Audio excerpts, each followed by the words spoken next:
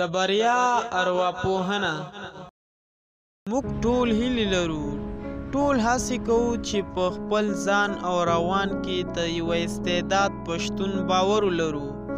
موږ ټول په دې تلاش کې یو چې بدلون رامنځته کړو او نور خلک تر خپل اغېز لاندې راولو، او تر دې پورې هڅه کوو چې نړۍ په یوه بهتره مکان باندې بدله کړو.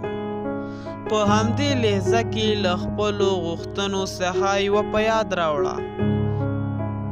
ښایي چې دا غوښتنه دې هغه هیله وي چې نوره دې له یاده وتلې ده.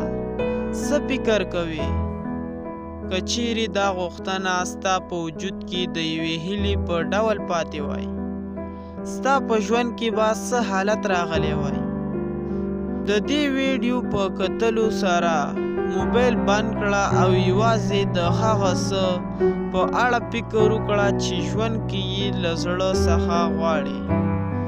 یوه هیله او خوب جوړ کړه، په هغو کې فکر وکړه او په هغه کې ډوب شه.